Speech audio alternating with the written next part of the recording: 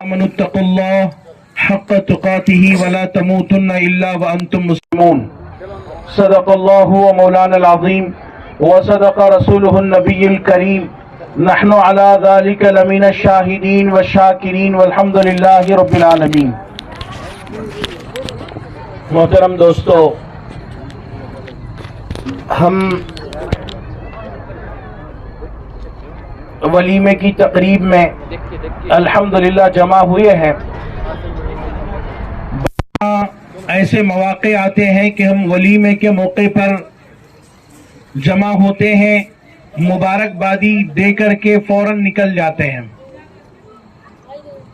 تاجدار مدینہ صلی اللہ علیہ وسلم نے فرمایا کہ ولیمہ کرنا سنت ہے، لیکن کس انداز میں کرنا ہے اس کو ہم توجہ نہیں دیتے، بلکہ اس میں بھی اسراف کیا جاتا ہے. اور اسراف کے علاوہ ایسے رسومات رائج ہو جاتے ہیں. تو میرے دوستو، آج ولیمے کی دعوت کے عنوان پر انشاءاللہ ثم انشاءاللہ ایک 15 سے 20 منٹ تک اللہ کے نبی صلی اللہ علیہ وسلم نے جو تعلیمات ہمیں بتلائی ہیں وہ انشاءاللہ آپ کے سامنے آئیں گے. اس کے بعد دعا ہوگی اور پھر کھانا شروع ہوگا. یعنی ہر کام کے کرنے سے پہلے اللہ کی مدد حاصل کرنا ہے اور اس کو سمجھ کر کے کرنا ہے. اور اگر ہم سمجھ کر کے نہیں کریں گے تو وہ ہمارا عمل جو ہے اللہ قبول کریں گے یا نہیں کریں گے. اللہ قبول کرنا، اس کے لیے دعائیں بھی کرنا ہے کہ اللہ ہمارے عمل کو قبول کرے. صحابہ کرام رضوان اللہ تعالی علیہ مجمعین جب بھی کوئی عمل کرتے تھے تو بہت زیادہ ڈرتے تھے اور عمل کرنے کے بعد قبولیت کے لیے دعا کرتے تھے کہ اللہ ہمارے اس عمل کو قبول فرما. ہم کھانا بنا کر کے الحمدللہ سب کو دعوت دیتے ہیں. تو میرے دوستو، دعوت دینے کے بعد دعاؤں کا معاملہ کہ ہم اللہ سے دعا کریں ایسے موقع پر. اللہ کی احکامات کیا ہے، نبی کریم صلی اللہ علیہ وسلم کے طریقے کیا ہیں. نکاح کے اندر تو الحمدللہ بات ہمارے یعنی ہر نکاح کے اندر بات ہوتی ہے، لیکن کچھ ایسی گڑبڑ ہوتی ہے کہ بات کرنے والا کرتا ہی رہتا ہے، باقی سب باتیں کرتے رہتے ہیں. بہرحال نکاح جتنا ضروری ہے، جیسے نکاح کرنا سنت ہے، اسی طرح ولیمہ کرنا بھی سنت ہے. نکاح کے اندر جیسے ہم بہت زیادہ تاخیر کرتے ہیں، تو الحمدللہ یہ بھی آپ نے سنا. ایک حدیث میں بتا کر کے ہمارے درمیان میں ہمارے تعلقہ انبا جوگائی کے جمعیت علماء کے صدر حضرت مولانا اکبر حسن صاحب اشاعتی دامت برکاتہم وہ ہمارے درمیان میں ہیں. ہم کو انہی کو سننا ہے. میں تو بس تھوڑی دیر کے لیے یہاں پر جو ہے آپ کے سامنے لب کشائی کر رہا ہوں. تاجدار مدینہ صلی اللہ علیہ وسلم کے ایک غلام تھے، ان کا نام عکاف تھا غالباً. اللہ کے نبی صلی اللہ علیہ وسلم نے فرمایا کہ کیا آپ کا نکاح ہو گیا؟ تو انہوں نے کہا کہ نہیں، نکاح نہیں ہوا. تو تاجدار مدینہ صلی اللہ علیہ وسلم نے فرمایا کیا تم قدرت رکھتے ہو؟ کہا کہ ہاں میں قدرت رکھتا ہوں کہ میں نکاح کروں، لیکن رشتہ نہیں ہوتا. اللہ کے نبی نے فرمایا کہ تم رشتہ کر لو. میری امت میں سب سے زیادہ بدترین وہ ہیں جو بغیر نکاح کے اس دنیا سے رخصت ہوا. تو نکاح کی اہمیت ہمارے تب سمجھ میں آئے گی جب اللہ کے نبی صلی اللہ علیہ وسلم کے سنتیں، اللہ کے نبی کے احادیث ہمارے سامنے آئے گی. اور نکاح کے بعد ولیمے کے جو معاملات ہیں اس انداز میں اگر ہمارے سامنے آئے گی تو ہم کرنے والے بنیں گے. بہرحال اللہ ہم سب کو سمجھنے عمل کرنے کی توفیق عطا فرمائے. جو حضرات باہر ہیں ان سے گزارش ہے کہ اندر تشریف لائیں، اور جو حضرات کھڑے ہوئے ہیں وہ کرسیوں پر بیٹھ جائیں. ہمارے مدرسہ کے بچے جو یہاں نیچے بیٹھ جائیں تاکہ یہ ان کو جو ہے جگہ ملے، یہاں سامنے بیٹھ جائیں. جزاک اللہ خیر. میں بڑے ہی ادب و احترام کے ساتھ ہمارے حضرت مولانا اکبر حسن صاحب اشاعتی صدر جمعیت علماء ہند امبا جوگائی، ان کو مدعو کرتا ہوں کہ وہ آئیں اور اپنے ملفوظات سے سامعین کو مستفید کریں.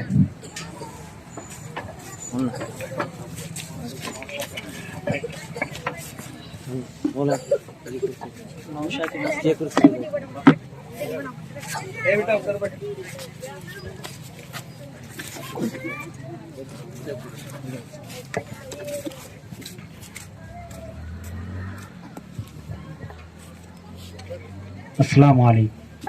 درود شریف پڑھیں.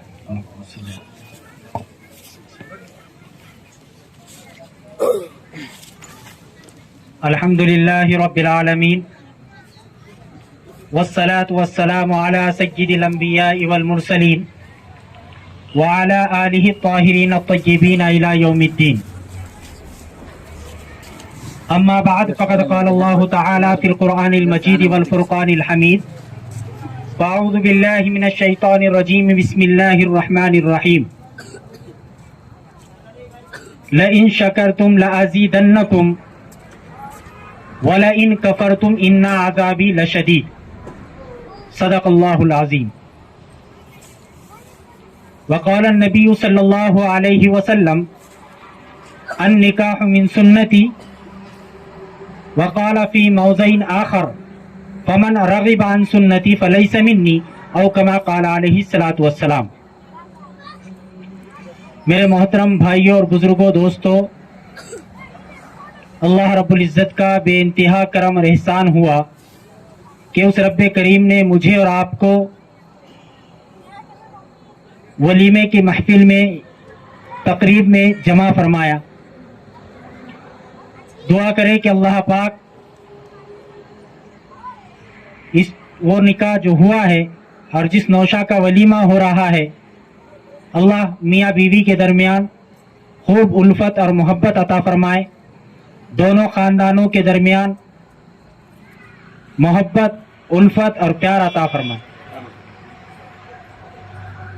میرے محترم بھائیوں اور بزرگوں، دوستوں، اللہ رب العزت نے اس امت مسلمہ کے اوپر 3 انعام فرمائے. سب سے پہلا انعام اللہ پاک نے یہ فرمایا کہ ہمیں ایمان عطا فرمایا. دوسرا انعام یہ فرمایا کہ اس امت کو قرآن عطا فرمایا.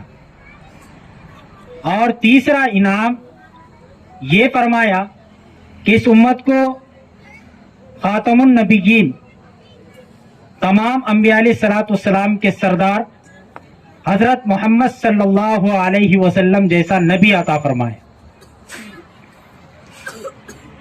اور اللہ رب العزت نے قرآن مجید کے اندر یہ اعلان بھی فرمایا ہے، لقد من اللہ علی المؤمنین اذ بعث فیہم رسولا منہم، کہ ہم نے اس امت مسلمہ صلی اللہ علیہ وسلم پر انعام کا اور اکرام کا یہ معاملہ فرمایا کہ انہی میں سے ہم نے اس امت میں نبی بنا کر بھیجا. اور اللہ پاک نے مجھے اور آپ کو جو دین متین عطا فرمایا ہے، بڑا سچا، بڑا صاف اور ستھرا، بڑا سلیس انداز میں جو دین متین، دین اسلام عطا فرمایا ہے، یہ دین مکمل دین عطا فرمایا. اب ہمیں کوئی معاملہ کرنا ہو یا کوئی تجارت کرنی ہو یا رشتے ناطے کرنے ہو یا معاشرت کا معاملہ ہو، اخلاقیات کا معاملہ ہو، کوئی بھی معاملہ ہو، تمام کی تمام چیزوں کی رہبری اور رہنمائی اس دین متین کے اندر فرمائی. ہمیں کسی اور ادیان کی طرف، کسی اور مذہب کی طرف دیکھنے کی ضرورت نہیں.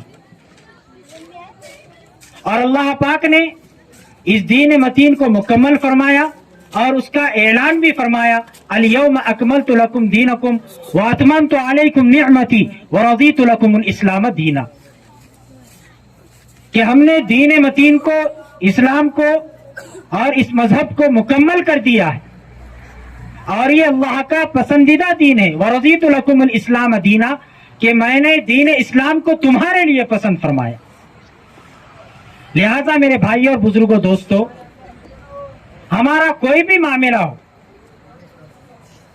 ہمیں اور کسی ادیان اور کسی مذہب کی طرف دیکھنے کی ضرورت نہیں ہے، بلکہ اللہ پاک نے اسی مذہب اسلام کے اندر ہر چیز کی رہبری، رہنمائی فرمائی ہے۔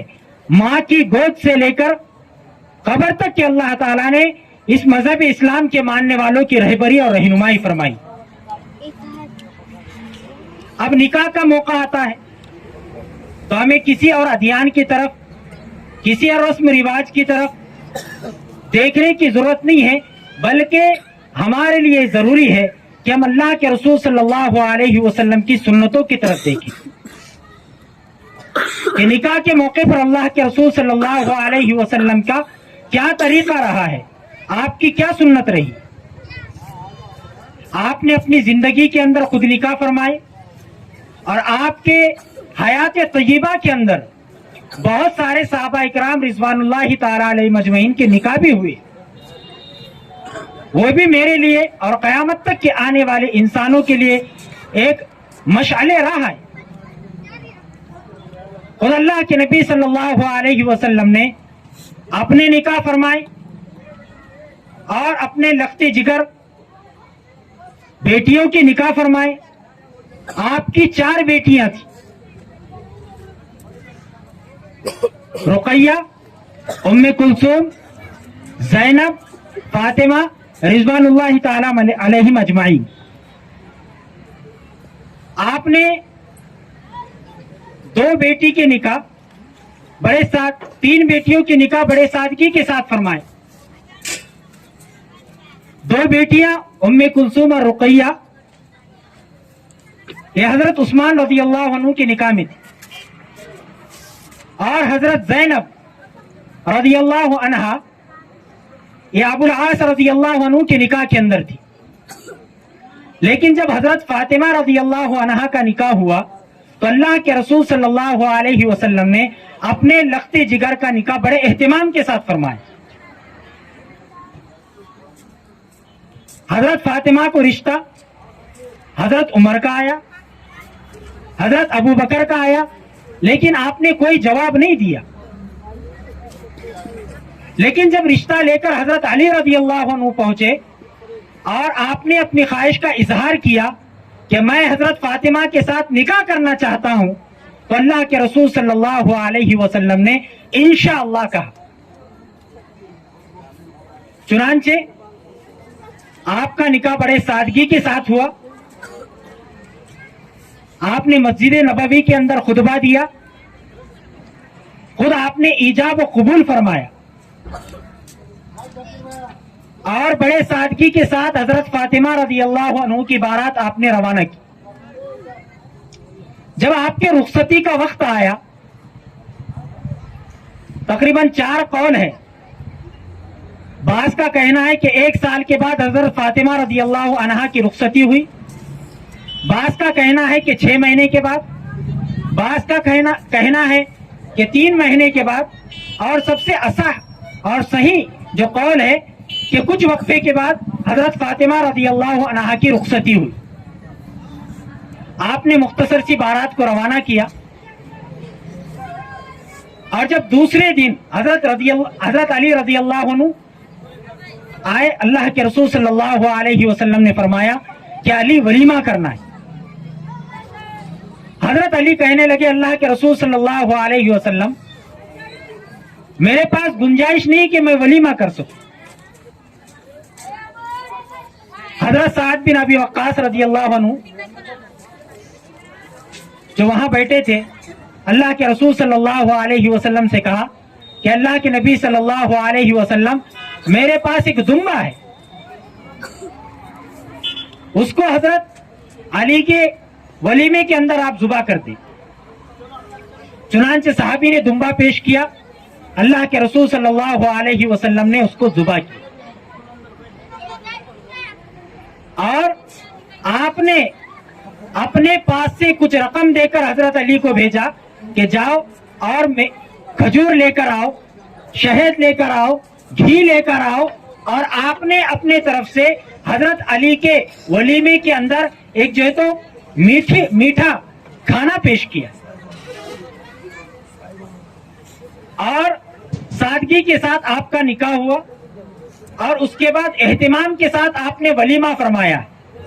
چنانچہ شریعت کے اندر گنجائش ہے کہ اگر آپ کے پاس گنجائش ہے، وسعت ہے، استطاعت ہے، تو آپ ولیمہ جو ہے تو اچھے انداز میں کر سکتے ہیں، اور گنجائش نہیں ہے تو سادگی کے ساتھ کر سکتے ہیں۔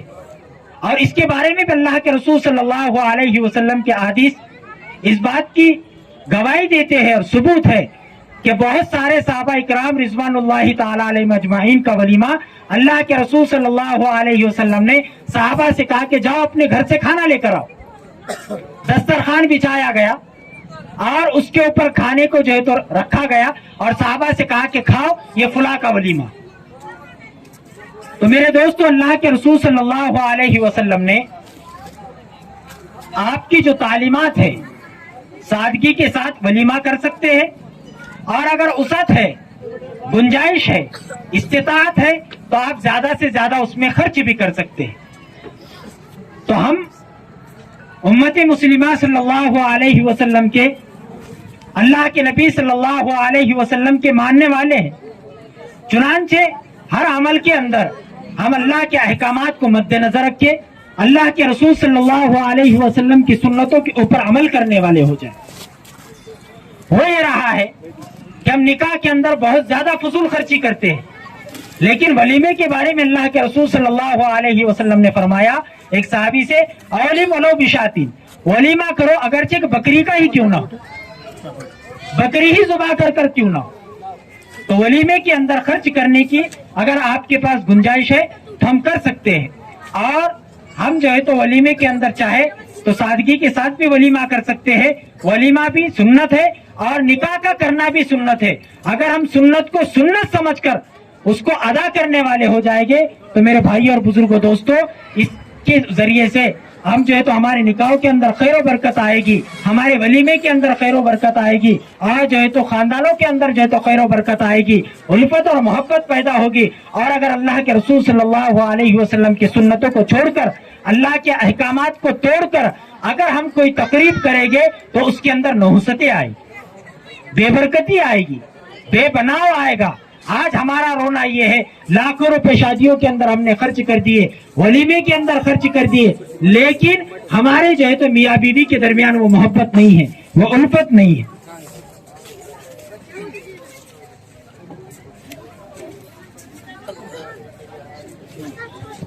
اور شادی سے پہلے بہت سارے کھانے بنائے جاتے ہیں، بی پری کا کھانا، شریعت میں اس کا کوئی ثبوت نہیں ہے۔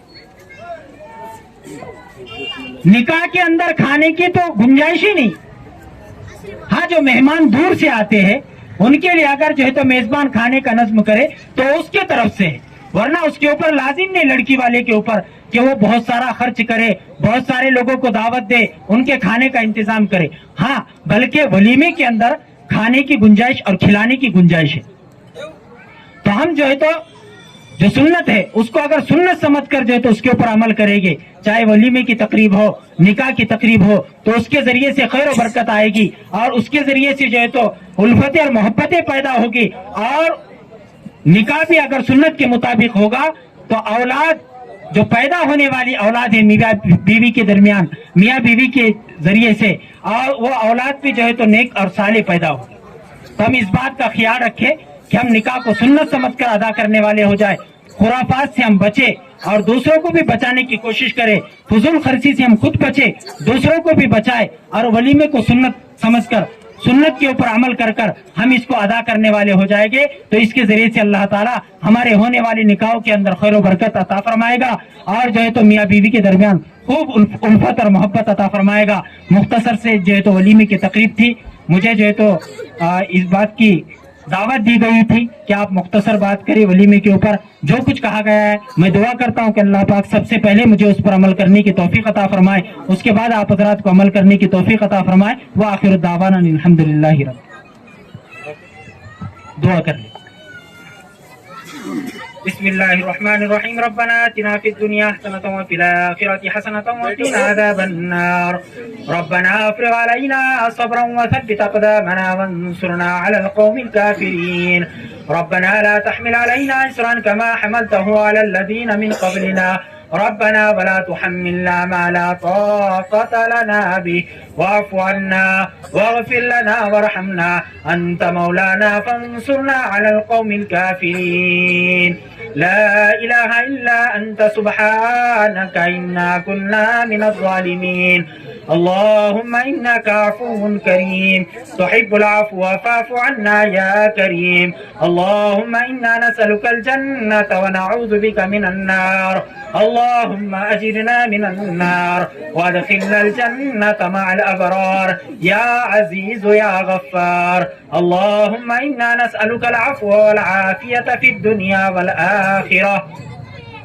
اللهم إنا نسألك العفو والعافية في الدنيا والآخرة. اللهم إنا نسألك إيمانا كاملا وعملا متقبلا صالحا وعلما نافعا ورزقا حلالا طيبا واسعا وشفاء من كل داء. اللهم إنا نسألك من خير ما سألك من نبيك وحبيبك محمد صلى الله عليه وسلم ونعوذ بك من شر ما استعاذ من نبيك وحبيبك محمد صلى الله عليه وسلم. أنت المستعان وعليك البلاغ. لا حول ولا قوة إلا بالله العلي العظيم وأنت على كل شيء قدير. ربنا تقبل منا إنك أنت السميع العليم وتب علينا إنك أنت التواب الرحيم. وصلى الله تعالى على خير خلقه محمد وعلى آله وأصحابه أجمعين. آمين برحمتك يا أرحم الراحمين.